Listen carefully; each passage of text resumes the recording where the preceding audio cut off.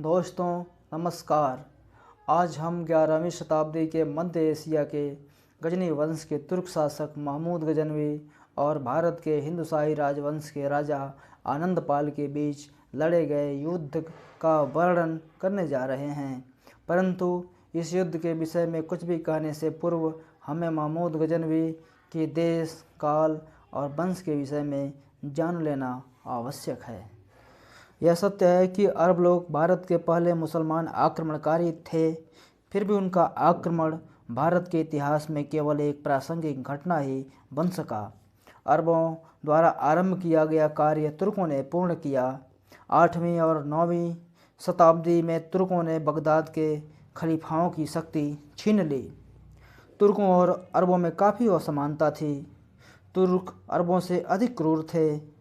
उन्होंने बलपूर्वक इस्लाम धर्म का प्रचार किया।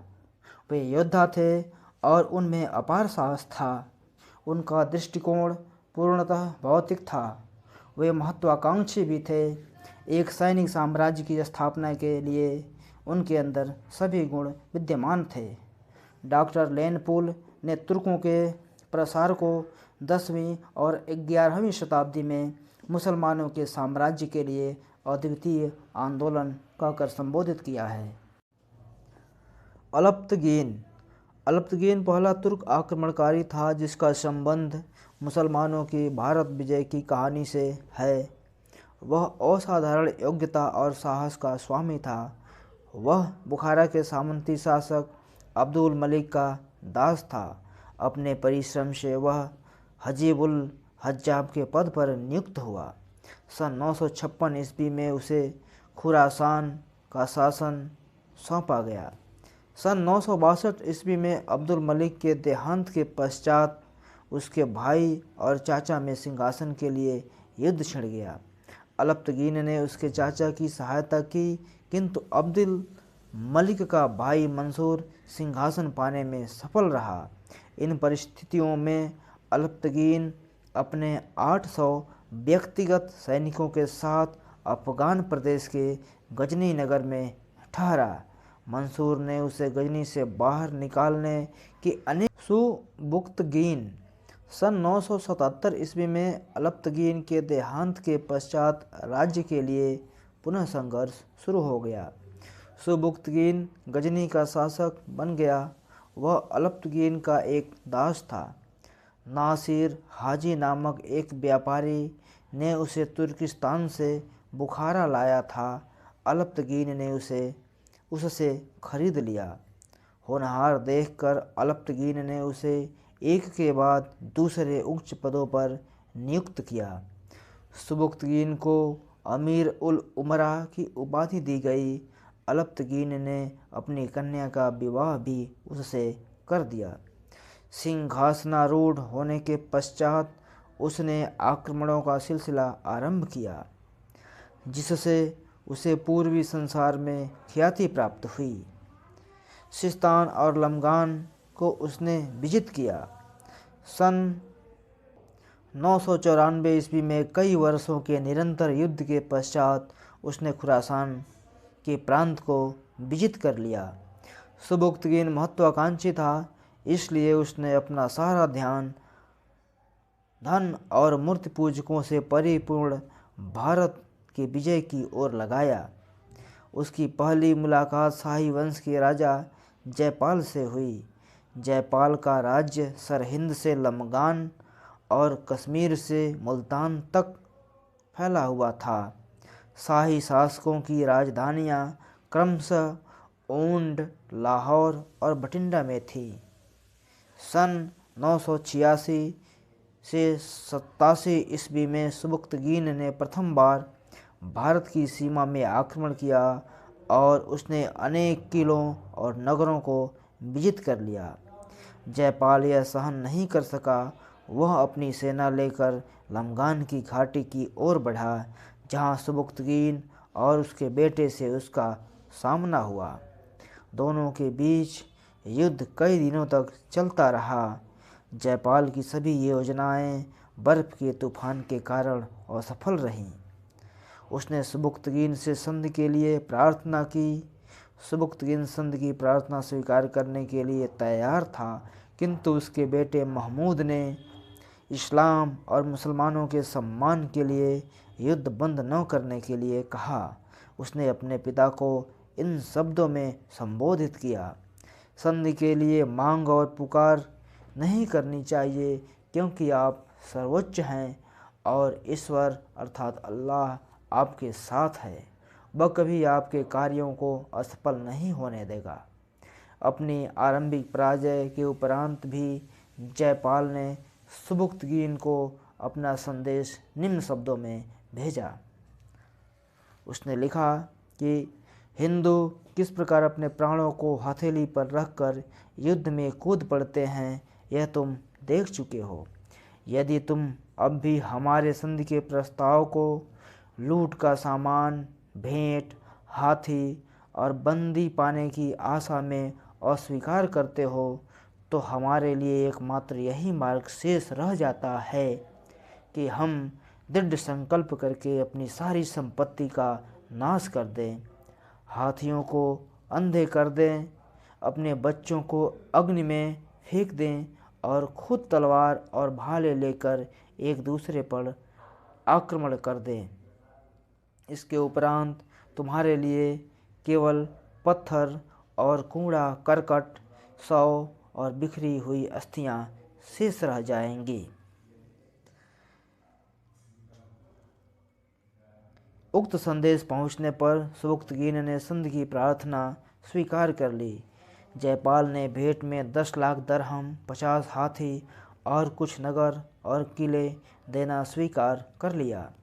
जयपाल ने अपने 2 प्रतिनिधियों को अपने वचन का पालन करने का विश्वास दिलाने के लिए सुबुक्तगीन के पास भेजना स्वीकार कर लिया। अंत में सन 997 ईस्वी में सुबुक्तगीन का देहांत हो गया। वो अपने बेटे महमूद के लिए एक विशाल और सुसंगठित साम्राज्य छोड़ गया। इसमें कोई संदेह नहीं कि सुबुक्तगीन एक वीर और गुणवान शासक था। उसने अपने राज्य का शासन 20 वर्ष तक विवेक, सुनीति और उदारता के साथ किया। महमूद गजनवी। सुबुक्तगीन के बेटे महमूद का जन्म सन 971 ईस्वी में हुआ था। उसकी माता गजनी के पास जबुलिस्तान के एक धनवान परिवार की कन्या थी, इसलिए महमूद को जबुली का महमूद भी कहा जाता है। महमूद के प्रारंभिक जीवन के विषय में अधिक जानकारी प्राप्त नहीं है, किंतु समकालीन लेखकों से पता चलता है कि सुबुक्तगीन ने महमूद को प्रत्येक विद्या में शिक्षा देने में रुचि ली। महमूद को केवल युद्ध कला और युद्ध प्रशासन में ही शिक्षा नहीं दी गई, अपितु राजनीति में भी उसे प्रवीण बनाया गया। लमगान के युद्ध में उसे जिम्मेदारी का पद सौंपा गया था। समस्त खुरासान उसके नियंत्रण में रखा गया था। इस प्रकार वह अपने पिता का योग्य उत्तराधिकारी बन सका। सुबुक्तगीन के देहांत के समय उसके संबंध महमूद के साथ अच्छे नहीं थे, इसलिए उसने अपने छोटे बेटे इस्माइल को अपना उत्तराधिकारी नियुक्त किया। परिणामतः अमीरों ने इस्माइल को सिंहासन पर बिठाया। महमूद यह सहन करने के लिए कतई तैयार न था। उसने अपने भाई इस्माइल को गजनी देकर और बलख अपने पास रहकर साम्राज्य के विभाजन करने का सलाह दिया। इस्माइल ने यह सुझाव अस्वीकार कर दिया। इससे नाराज होकर महमूद ने उसके विरुद्ध अर्थात अपने छोटे भाई के विरुद्ध युद्ध के लिए प्रस्थान किया और उसे पराजित करके बंदी बना लिया। इसके उपरांत उसने बुखारा के समानी वंश के शासक कबल और गजनी राज्य पर अपना अधिकार मानने की प्रार्थना की। खलीफा अल कादिर बिल्लाह ने महमूद को सम्मान का चोगा दिया और यमीन उद्दौला अर्थात साम्राज्य की दक्षिण भुजा और अमीन उल मिल्लत अर्थात धर्म संरक्षक की उपाधियों से विभूषित किया। ऐसा कहा जाता है कि जब खलीफा ने महमूद को अपना सैनिक प्रतिनिधि नियुक्त किया तब उसने उसे भारत के विरुद्ध प्रतिवर्ष एक अभियान का नेतृत्व करने की आज्ञा दी थी। इसलिए महमूद द्वारा अधिक संख्या में अभियानों का आयोजन करना कोई आश्चर्य की बात न थी। सर हेनरी इलियट के मतानुसार महमूद ने भारत पर कुल 17 बार आक्रमण किए, किंतु कुछ इतिहासकार महमूद के आक्रमणों की संख्या को केवल 12 मानते हैं, पर 17 की संख्या सर्वमान्य है।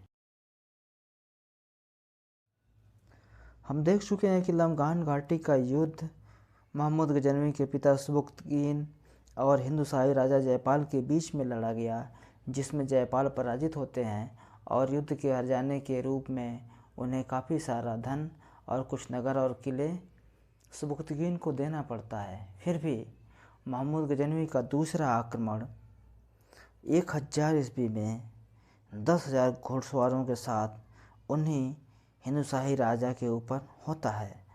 उसका उद्देश्य धर्म की ध्वजा को उन्नत करना, अपने साम्राज्य का विस्तार करना, सत्यता को ज्वलंत करना और न्याय की शक्ति को सुदृढ़ करना था। जयपाल ने भी अपनी सामर्थ्य के अनुसार सेना को संगठित करते हैं। पेशावर के भयंकर युद्ध में हिंदुओं की फिर भी पराजय होती है। 15,000 हिंदू युद्ध में मारे जाते हैं।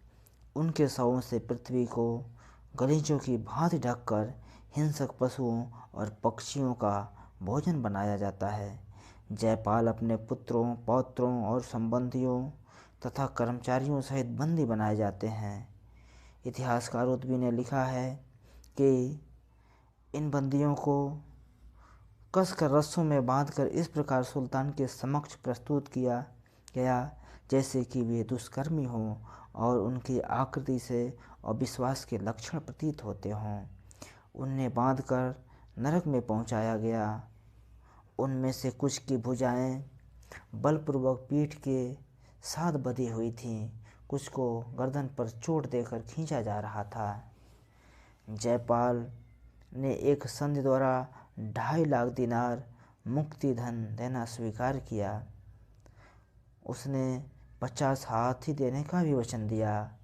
उसके पुत्रों और पौत्रों को संधि की शर्तों को पूरा करने के लिए बंधक के रूप में महमूद गजनवी ने अपने पास रखा। अपनी विजय को पूर्ण करने के लिए महमूद ने जयपाल की राजधानी वहंद पर आक्रमण किया।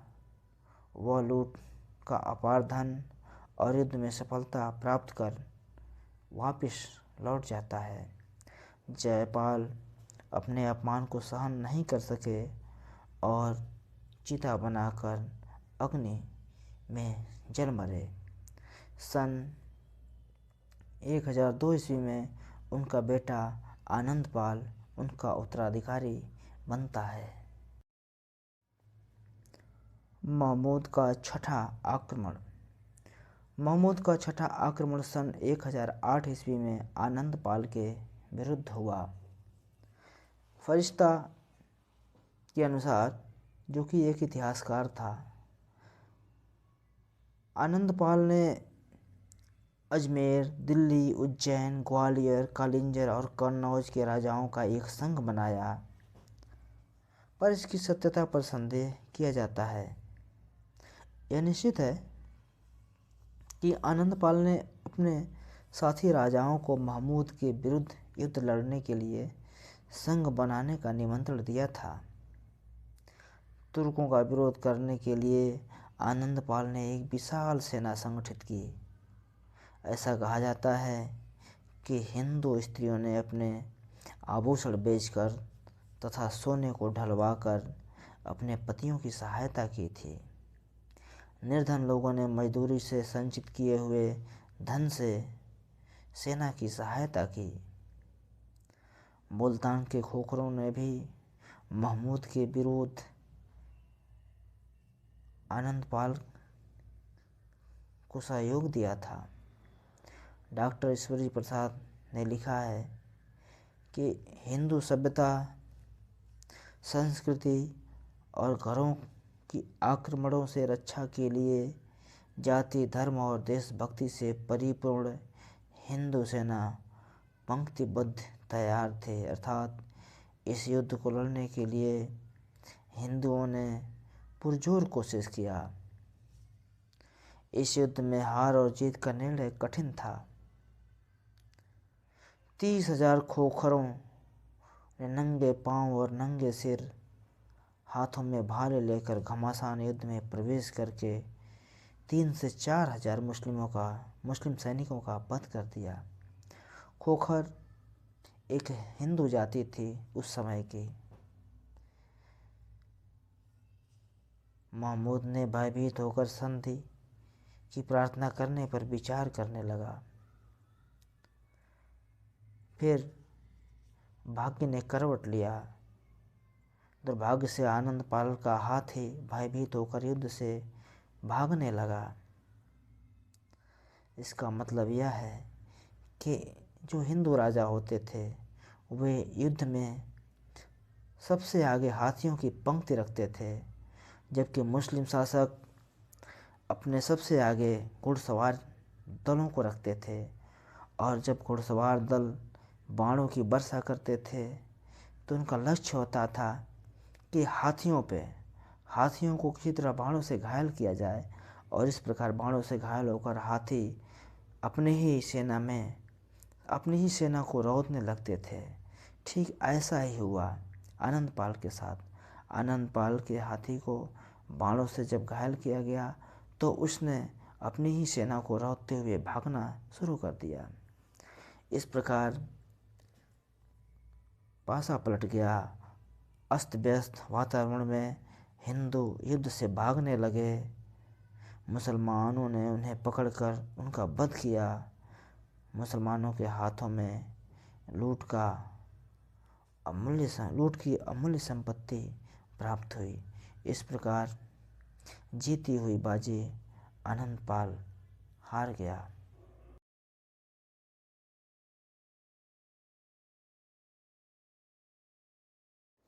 महमूद गजनवी का 9वां आक्रमण। महमूद का 9वां आक्रमण आनंदपाल पर हुआ, क्योंकि पराजित होने के बाद भी आनंदपाल ने साहस नहीं छोड़ा था। उसने शत्रु का अंत तक विरोध करने का प्रण किया। उसने नंदनाव को अपनी राजधानी बनाया और एक लघु सेना एकत्रित करके साल्ट रेंज के प्रदेश में अपनी शक्ति को सुदृढ़ किया। त्रिलोचनपाल अपने पिता आनंदपाल का उत्तराधिकारी बना, अर्थात आनंदपाल के बाद उसका पुत्र त्रिलोचनपाल उसका उत्तराधिकारी बनता है। सन 1014 ईस्वी में महमूद ने थोड़े से समय के घेरे के बाद नंदनाव पर अधिकार कर लिया। त्रिलोचनपाल ने भागकर कश्मीर में शरण ली।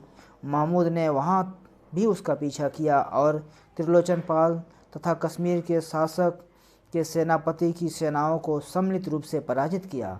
महमूद ने कश्मीर में प्रवेश करना सुरक्षित नहीं समझा। त्रिलोचनपाल ने भी पंजाब में ही लौटकर शिवालिक की पहाड़ियों में अपनी शक्ति स्थापित की। उस वक्त बुंदेलखंड का शासक विद्याधर उत्तर भारत का एक मजबूत शासक था। त्रिलोचनपाल ने उसके साथ मित्रता स्थापित की।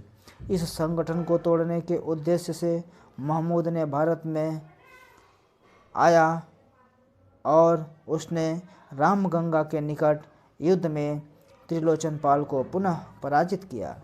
सन 1021 और 22 में त्रिलोचनपाल का वध कर दिया गया और उसका बेटा भीमपाल उसका उत्तराधिकारी बना। उसकी भी सन 1026 ईस्वी में मृत्यु हो जाती है। इस प्रकार हिंदुशाही वंश का अंत हो गया, जिसने मुसलमानों के भारत में प्रसार को रोकने के लिए अथक प्रयास किया था।